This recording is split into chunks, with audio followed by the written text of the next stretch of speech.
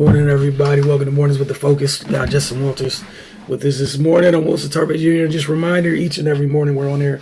Get started between 9:30 and 10 a.m. Look, going through looking for topics, and Bears linebacker Roquan Smith made it rather easy. He started this morning off. First, state what Roquan Smith has done in the last two seasons. He's back-to-back second-team All-Pro selections, which he's deserved. It's a new regime in Chicago. I think everyone's aware of that. The issue is, according to several people, that they have yet to offer Smith what people would consider a serious offer. Smith hasn't been a part of training camp at all to this point. Like, we're literally in the first of 3 weeks of preseason for everyone, mind you. He's yet to be a part of it. Here's what Roquan had to say this morning on social media via his notes. His notes app. To the city of Chicago and all the Bears fans worldwide, I've officially requested a trade. Just writing these words is deeply painful. I'm a kid from Macon County, Georgia. When you grow up playing football, you dream of making it to the NFL one day. However, playing the linebacker position, you never imagine getting drafted in the top 10 by the Chicago Bears. I'm a homegrown Bear. A dream came true for me to have an opportunity to put that Bears helmet on, wear the same jersey that legendary linebackers did. It's an indescribable feeling. Walking these hallways the past 4 years, you can feel the spirit, you feel the pressure to live up to that timeless history, that great legacy. I dreamed of playing like Wilbur Marshall, Singletary, Briggs, Urlacher, Buckus. Since the day I was drafted, I vowed to play this position at a level that upheld that standard, the standard that was set before me, to uphold the respect and honor, and I have. Unfortunately, the new front office regime doesn't value me here. They refuse to negotiate in good faith. Every step of this journey has been take it or leave it. The deal sent to me is one that would be bad for myself and for the entire linebacker market if I signed it. I've been trying to get something done that's fair since April, but their focus has been on trying to take advantage of me. I wanted to be a Bear for my entire career, help this team bring a Super Bowl back to our city. However, they have left me no choice than to request a trade that allows me to play for an organization that truly values what I bring to the table. I haven't had the chance to talk to the McCaskey family, and maybe they can salvage this. But as of right now, I don't see a path back to the organization I truly love. I hope and pray you all can understand. I'm deeply sorry it's come to this. Sincerely, Roquan Smith. To add to this a little bit, NFL Network's Ian Rappaport went on to say this morning on Twitter, among the frustrations detailed, Roquan Smith has lost trust by what he believes are their attempts to take advantage of him. He feels the entire process hasn't been a negotiation, just the Bears trying to strong-arm him with a take-it-or-leave-it deal. So, Justin, your thoughts on all of this? I would just say it's just another example of bad teams staying bad. Just bad front offices. Like, this is a team that is rebuilding or, carrying in the process of trying to figure out what their core is. And Roquan Smith's part of that core. You let the whole offensive line go. You have no weapons. You let Allen Robinson go. You have no receivers. You have a young quarterback. And, okay, I understand, you're so far away that you're going to add, you're not going to make outlandish moves to improve the offense. It might be a year or two away to get the receiver you need or whatever. But this is part of the core. This is one of those players that, with Fields, that's the quarterback of your defense. So, there's a way to treat him. I wasn't there. I don't know exactly how it went. But for him to feel that way, it's not because, they made one offer, and one thing happened. This isn't a one-time thing. And he sounds like he's dying to be a Bear, or he has an elite writer. This is the guy who wants to be there. And I understand letting Matt go. I understand letting a lot of these things happen, but there's certain players that, especially a team like this, where you don't let them leave because you don't get another Roquan Smith. You draft hoping you stumble upon one of these guys. So you picked him high, you invested a lot in him. He came in a good player. He's becoming a better player. And again, how many linebackers can actually stand field all three downs? How many linebackers can run your defense? And with all the young talent you have, like a little bit of young talent you have, and you have a secondary that's starting to come together. now you just work forward with the secondary, and you have him, and it just makes no sense to let this guy go. I mean, there's a million guys on this team you can let leave. You let them go, most of them. So this team really, you have your running back, you have one receiver, you have a tight end, you have a quarterback, and you have your second. That's it. Like, where's the money going? So, you figure out how to get this done. We make jokes about the Jaguars and spending the money, but maybe that's the move. And this is like a potential All Pro if he's not already. So you don't let him leave. You figure out how to pay him, and that's what you do. I mean, sometimes the younger guys, you get a younger front office guys, they think they have to reinvent the wheel and play these games and take advantage of somebody. And maybe you can do that if you're the Rams. Maybe you can do that if you're, what the Cowboys think they are. The Ravens team, like maybe the better teams can pull this off, but you just don't do that to this guy. Now I agree with you. You can't afford to lose him. But the other thing is, if you felt this way about him, you could have got this done around the draft. Got you some real capital. You could have got this done after the draft. Still got you something worthwhile. Right now, I don't even know if you were... The way you've gone about this, I don't even know if you could get fair value for him in a trade. True.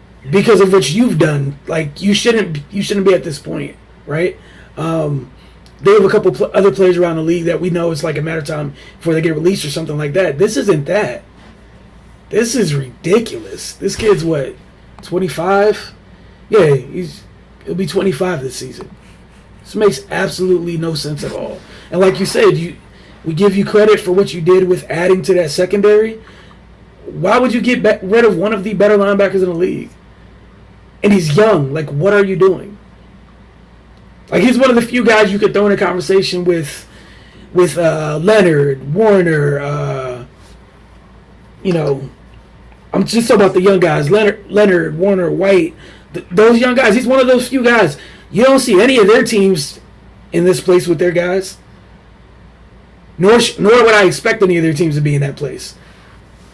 It just doesn't make any sense. And the other thing now, it's just a matter of, I wonder what the compensation is and what smart team is going to run over here and be like, hey, it's an all-pro linebacker. 25 years old. Again, like you said, who are you paying? Like what are we doing here? Bad teams just do bad things, man. You shouldn't even be here. And to me, again, like you said, a new regime, this is one of those easy things. Like, this is an automatic W in my book. You show up, it's a new regime, you extend arguably the best player on your roster. Like, that's it. There's nothing else. Here goes Sid. Free Roquan. Like, I guess that's what I'd be interested to see is what team with sense comes through and goes, I'll take Roquan. Because there's a bunch of teams in this league that need linebackers of that caliber.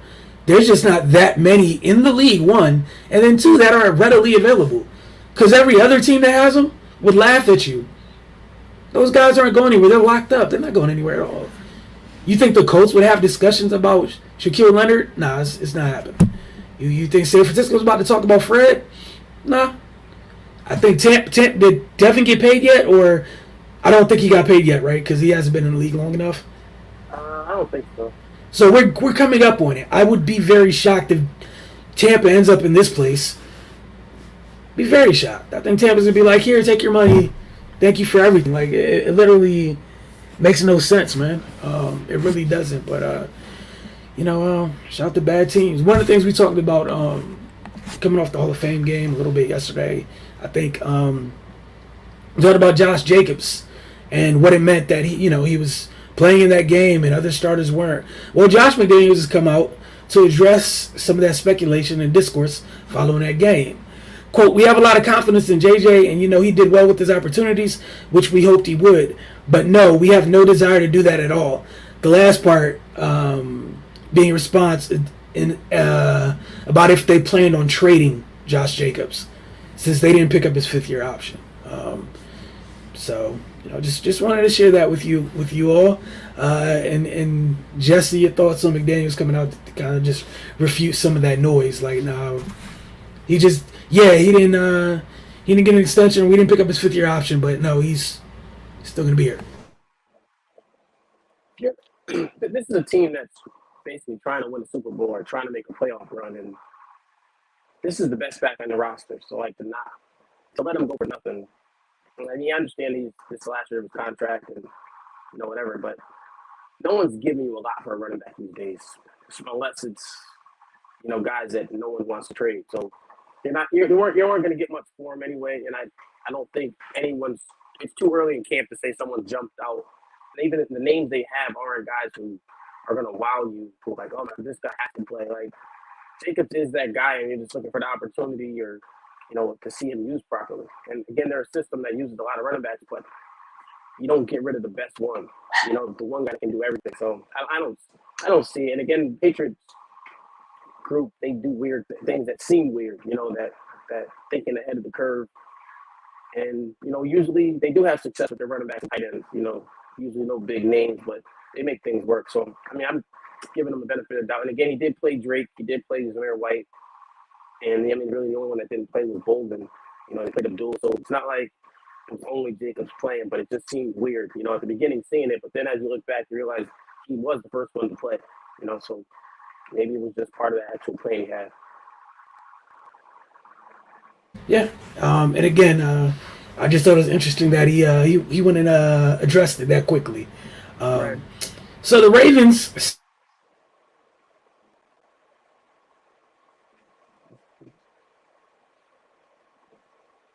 But also the thing with Jacobs that was interesting was knowing the Raiders played 3 games in 16 days. So does he play all 3 games? That'll be something to watch. Because that's if he plays in all 3 games, that says a little more. That's a lot of football in a short amount of time. So maybe it was just get him in the first one, maybe sit one, then play the third, or how. At some point, I guess you want to see him with the first offense.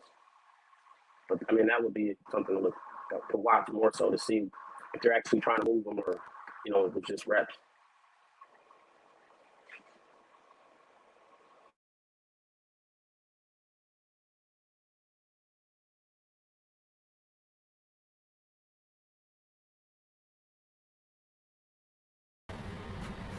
Sorry about that.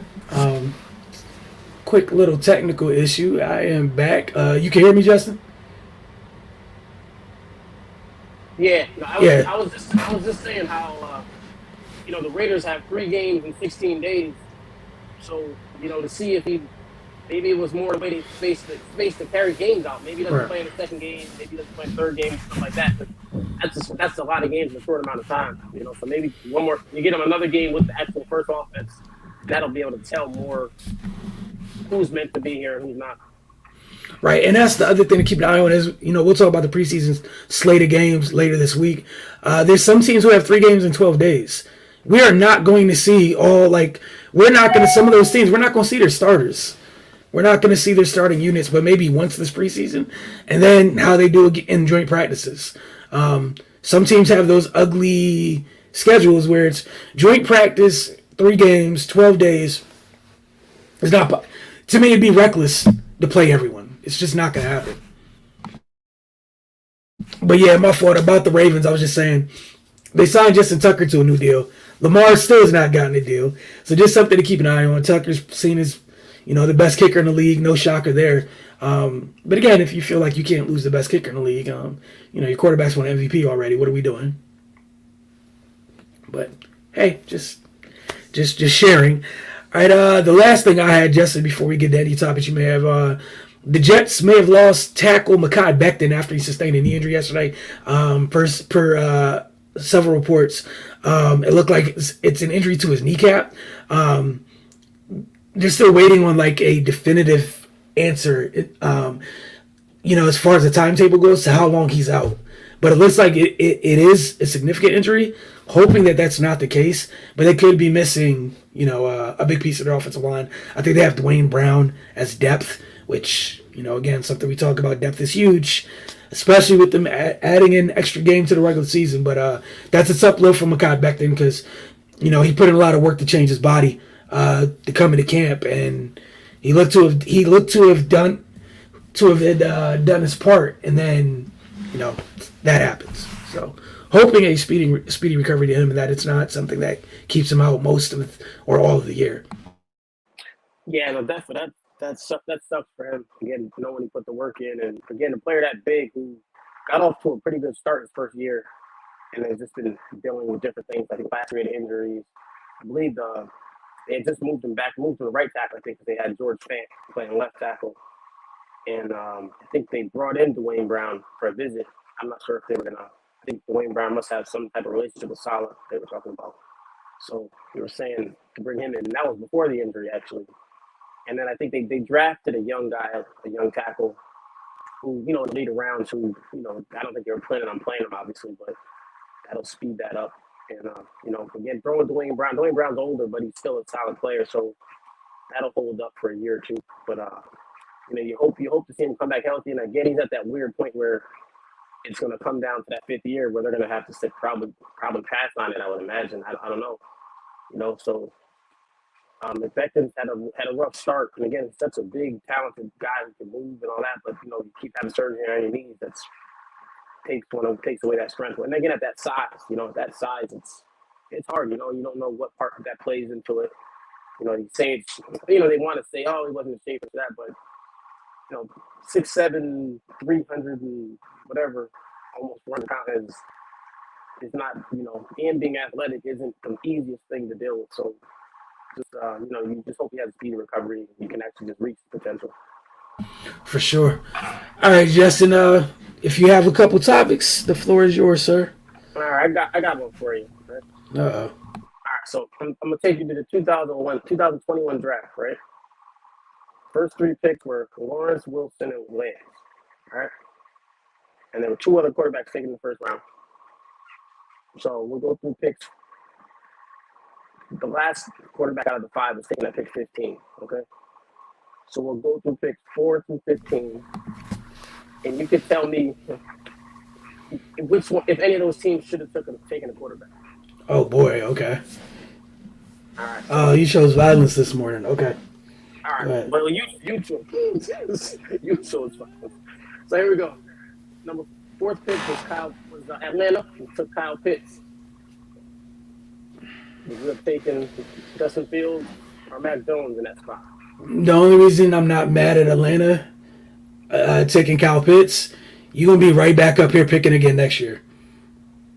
You're the one team out there, like the line of teams you're about to be talking about, that is probably going to be right back where you were last year with a chance to get one of those young quarterbacks to pair with Kyle. So that might be the one where, but we might revisit this later. So.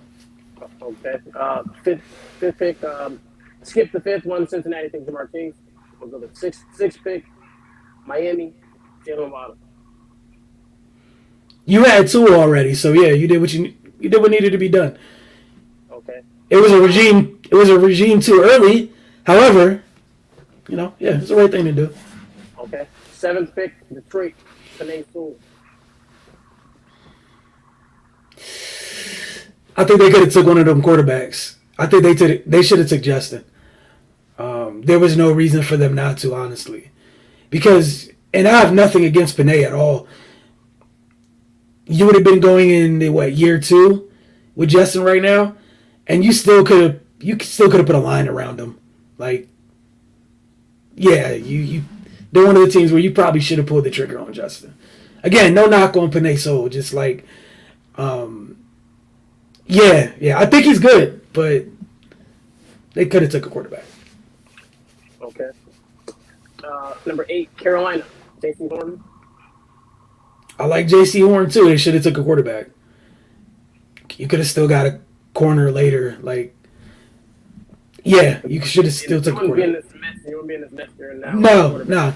Because had you done that, you wouldn't have Sam Bradford on your team along with Baker now and trying to figure out what to do. You just wouldn't be in this mess. And also, you couldn't afford, like, whether it was Mac or Justin, like, it was better than what you ended up doing to me. Either one. But you're on mute. Number 9, Denver, Patrick Surtain. They're also one of the teams where I'm not mad at. I think the dude's that special. I think he proved that in year one, and they were kind of, they're. We saw how quickly they were able to pivot. They took a top notch talent like Sertan. It was like we'll throw our asses together to go get a quarterback because of the work they've done everywhere else on the roster. So I'm not mad at them for that. All right, we got number 10, Philly took Devontae Smith. I'm not mad at that because Jalen was there. So like Miami and Philly, I'm not mad at them because you still don't know because of maybe some decisions that you've made personally. You still don't know what those guys are because you haven't put them both in the best situations to succeed to see if it's them as the sole issue or not. So I'm okay with that. All right, so that's pretty much it because Chicago was 11. They took Fields. And then the next three were Dallas, Chargers, and Jets.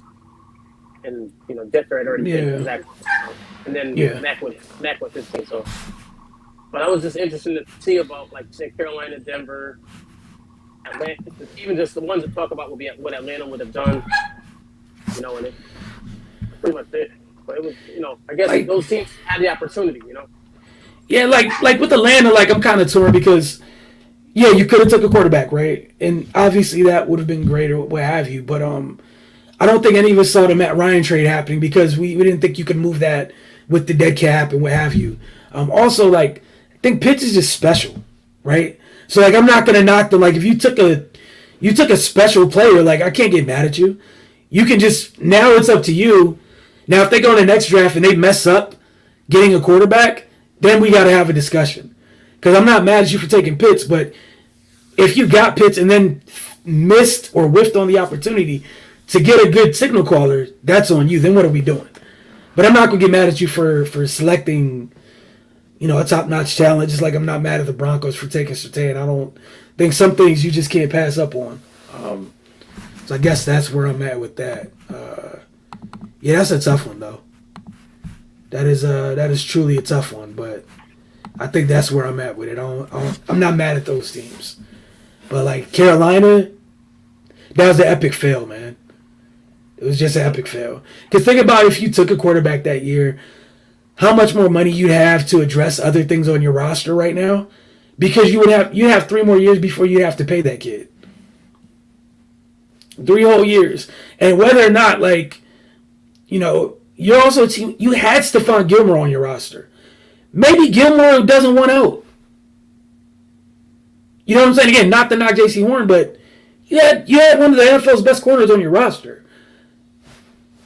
Like, if you make that trade, you make that trade. If you made that trade after you drafted a corner first, it's easy to me. Like, you would still make that trade if you drafted a quarterback with your first round pick, right? Like, that has nothing to do with each other. So it is what it is. Also, you could have still gotten corners later in that draft. There were solid corners in that draft. But yeah, I think they messed it up because we're just seeing some of the teams that decided not to take quarterbacks. They're in shambles. Meanwhile, other teams, they're fine. Like Denver's over there, like, we got Russ that quick, and all it cost us was picks that we don't want to use because we want to be good now. We build our roster out. We want to be good now. Easy decision, right? Not gonna care about the assets you give up. But if you're Carolina, like, you're out here having to tell yourself that Baker's the answer when you could have just picked your own guy. Like this is all all this stuff they're doing is reacting off their own bad decisions. Like, you created all of this. You didn't have to do this. You could have got Darnold. You didn't have to pay him.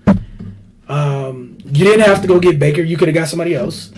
You could have drafted your own guy. You picked that high. You could have took Justin or Mack and kept it moving. But, hey. So, yeah, that's a tough one. That was a tough one. Anything else you got this morning? You on mute, sir. Nothing that won't take a long time, so we're good. Actually, no, I got one for you. All right. Keep it brief. Best AFC team right now, currently in the moment, today. AFC? Yeah. That's tough, man. Oh, that's really tough. I think I know there's so many teams that made a lot of like steps forward in the AFC, right? Can I pick two teams? It just has to be one. Go ahead, man. Pick Um, two. and I'll do them in order. Oh man, I'm gonna go Chiefs Broncos. Wow. Damn. I'm gonna go Chiefs Broncos.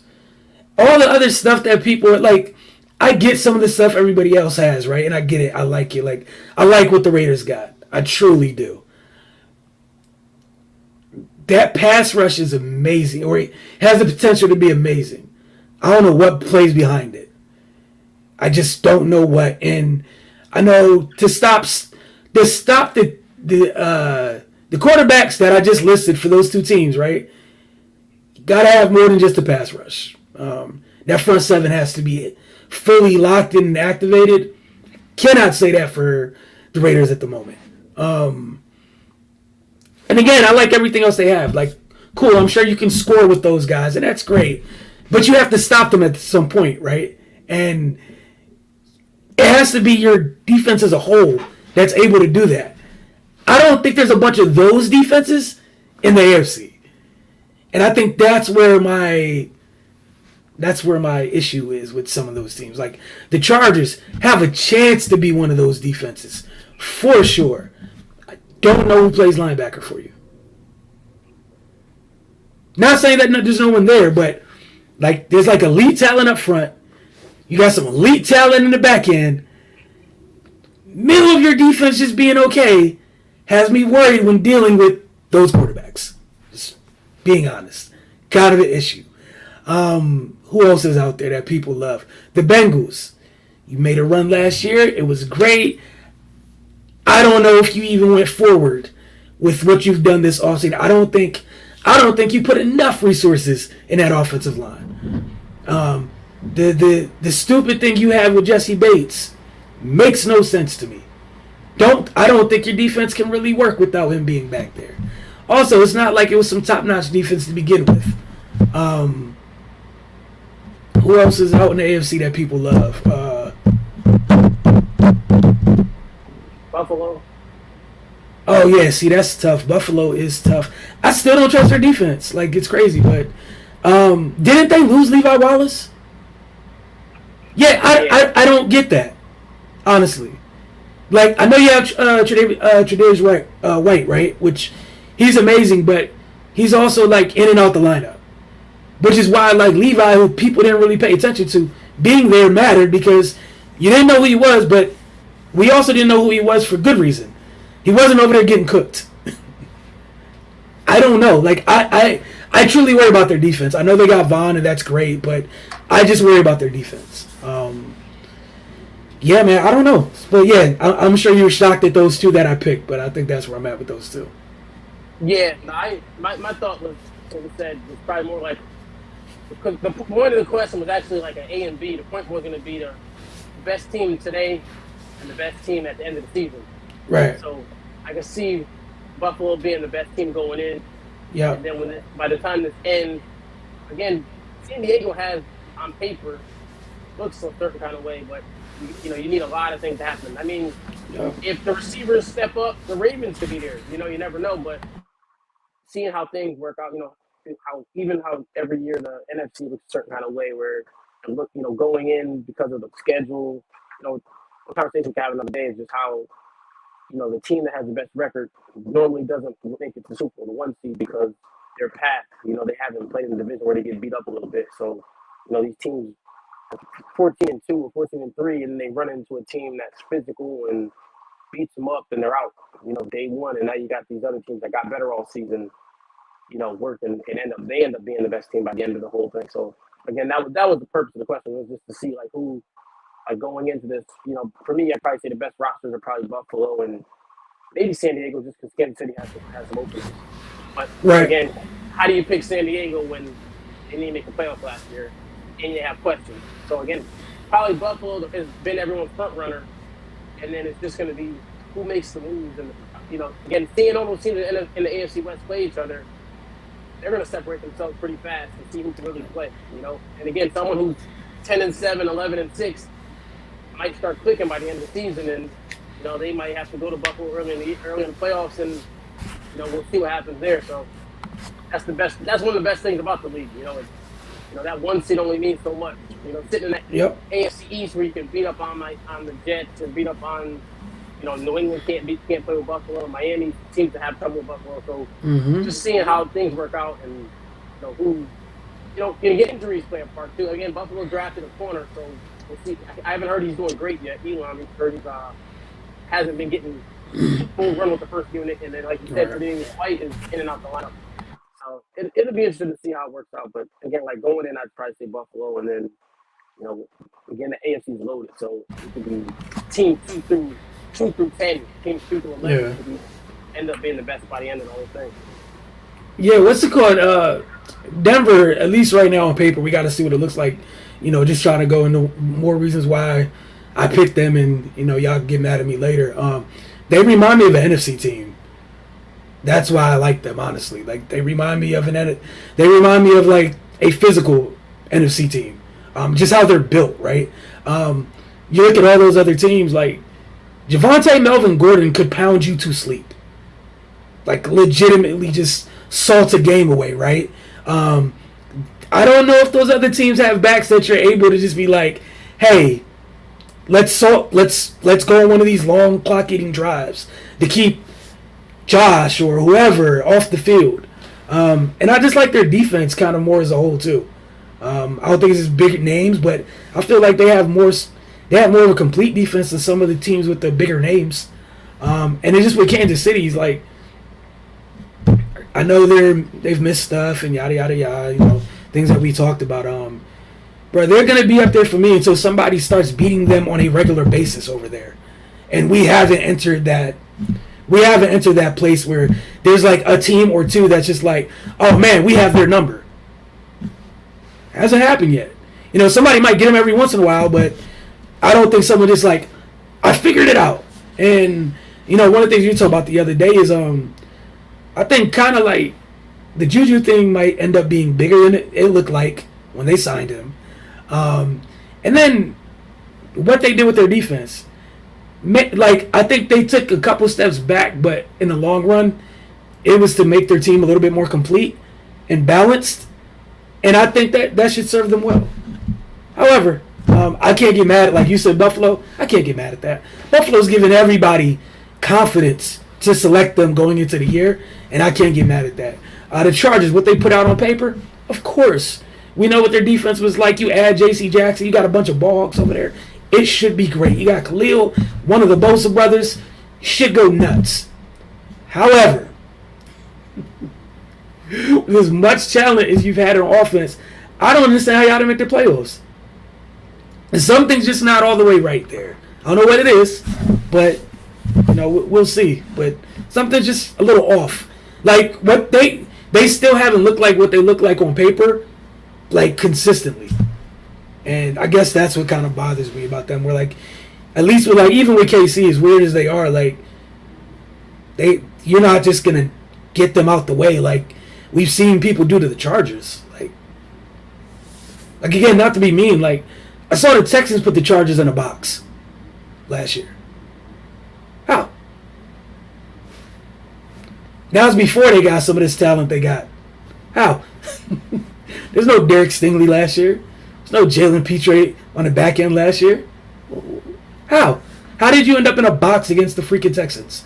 What's going on? I think one of their losses that no one's going to talk about quietly, if they still had Pep Hamilton, I probably would have said the Chargers off top. I'm not going to lie. I don't think they've been the same since that dude's left. I don't think they are going to be okay on offense, like be as good as they could be on offense since he left. But I'm on my business and leave that alone. But yeah, that was a good question. Okay, so I asked you, NFC. Since you did that to me, same question, NFC.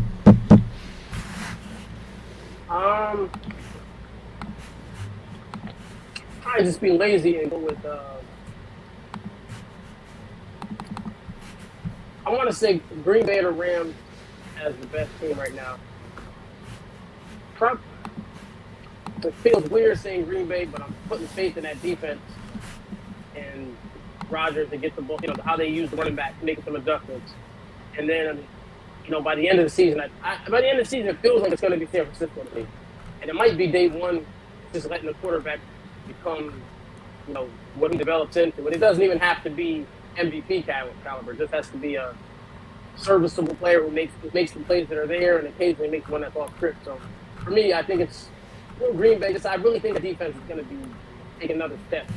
I think Green Bay, and then the Rams scare me just because of the lack of depth and lack of not even depth, like meaning backup players, just depth of talent. They have the best front line of players in the league, probably. At their main positions, but it's real thin after some players who are starting to age a little bit. Because even Aaron Donald, basically considered retirement this year. And then you have Wagner, who's getting a little older, and all that they put on Jalen Ramsey's plate. And then Stafford with the elbow injury, and then seeing him have a running back. And then the offensive line issues, they lost Whitworth. So I lean Green Bay, but they have the issue with their tackle. So I'm just going to lean Green Bay just currently at the beginning of the season. But again, they don't always seem to be that team that's the best when the playoffs start.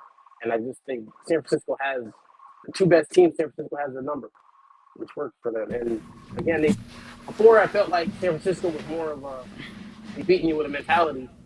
But now the talent kind of caught up to the mentality in some ways, So I think they have a chance to be, I'm going to say run the NFC for a little bit, but the NFC's down, and they're right there. In the middle of a semi-rebuild on the move type move thing they did, they're right there with the top 3 to 5 teams in that conference, except their arrows pointing up stronger. So, sorry, Bill. All right, I'm going the same two teams. I'm going Rams and Green Bay. Green Bay's defense, and you got Aaron Rodgers still. And the NFC is up. In the NFC right now, man, you got a bunch of talented teams, but some of their question marks, stuff has to be proven. And it's not about what you believe. Like, to me, it's not about what I may believe could happen or what have you. It's just about, as of right now, like the two, like you said, A and B coming out that conference. Easily the Rams until somebody knocks them off. And Green Bay is always right there. Always right there. And I like I really do like what they did. I don't like losing Devontae Adams. It's about what they didn't draft it. So I was like tripling down on that defense, man. And then just asking your Hall of Fame quarterback, make enough plays, man, and we got you. Cool. With the Rams, you saw how dynamic you guys were offensively for 2 seconds when you had Odell for just a little bit. And just having a little bit of Odell for the first half of the Super Bowl put you in great position to win that game. Obviously he's hurt, don't know where he's going to end up. But, they took that. They looked at Allen Robinson, was like, well, what if we do this again with another talented person who's been a number one in this league before? And let's think about how much havoc we can wreak with Cooper and Allen. And I think it's something where it could help their run game a little bit too. Allen's a big dude, should be able to block. And they should be able to run out of more 2 wide receiver sets. They should be able to do anything they want out of more 2 wide receiver sets with those two, honestly. Because they spend a lot of time in 3 and 4 wide receiver sets at times. So it might be good. I think getting Allen would be good for them. And then their young corners. Like, the one thing I think they do a good job of, they don't get enough credit, is they've had a rotating door of not Jalen Ramsey, and they've hit on most of those picks. Like, those guys have been good enough. They haven't hit on one of them where it's like, damn, they got a stud next to Jalen. However, they haven't had any bums next to Jalen. They've had solid starters. And I think you have to give them credit for that. To routinely draft where they draft, knowing that they're kind of the F them picks guys, and still make sure that they're drafting starters with those late round picks, they're doing a good job with it. So, yeah, those are the two teams. And then everything you said about the other team, I'll probably choose them next year. Let stuff have to be proven. You got to go out and prove it first. But they're in a conversation solely because that defense is taking them places, regardless of quarterback play. However, they have a question at quarterback. The other two teams do not. So Same thing with Philly. Same thing with Philly. And, yeah, has the potential to be on the back end. By the end of yeah. that roster is good enough that by the end of the season they could be, right there. Actually, right there, kind of a similar built team. But you got to see some things. Yep, and that's all it is. But like you said, we're doing top two. If we did top five, Philly and San Fran probably would have been the next couple of names out my mouth, honestly. NFC and then Tampa, it would have been those five. But yeah, man, we'll see. We'll definitely see. If you have nothing else, we're going to close out. Appreciate you guys for tuning in this morning, man. We truly appreciate it. And we'll see what tomorrow holds in terms of news. We're getting closer and closer to, Justin already said you got 8 games on Saturday, 2 on Thursday. Some like preseason's here, y'all. So some teams are back from camp, so we'll have updates. Hopefully the Bears come to their senses and figure that thing out. Otherwise, bro, don't let the Rams come through and just give you a bunch of picks, and they end up with Roquan and Wags. I'm just saying, like, don't be those guys. I could see a world where the Rams come by and was like, oh, so you want first and second round picks, huh? Here, take them all. And now instead of just having Bobby for a moment at the end of his career, you get old Bobby, young pup ready to go. And now we continue that nasty streak of having one elite player on each level of your defense. But if your team's like Washington, bro, you need to get on the phone immediately. There's a bunch of teams in this league. Again, there's only like 6 teams that don't have any questions at linebacker. Not that don't have any questions, sorry. Like only like 5 or 6 teams that have one of those elite guys at linebacker. And, if there's a chance one of them is even remotely free, and they're all around the same age of being dumb young still, you have to go do it. Like, I don't care what you're giving up. I don't care what's coming out next year. Roquan Smith's not coming out of that draft next year. You go do what you have to do. But for Justin and myself, y'all enjoy the rest of your day. Just a reminder, this week's edition of the Focus TV will be out tomorrow morning, 9 a.m. As always, we will be here tomorrow between 9:30 and 10 a.m. As always, don't forget the comment section. Be like Sid. He doesn't waste any time in doing so. Again, we got some pre-scripted topics after that. Is what you guys want to talk about. So I expected to pick up as soon as we get closer and closer to the regular season, because that's when y'all start going nuts about your teams. Right now, the panic meter hasn't set in. There hasn't been that the world is over week 1 loss for your teams yet. So we expect to see that pick up. Y'all enjoy the rest of your day, though.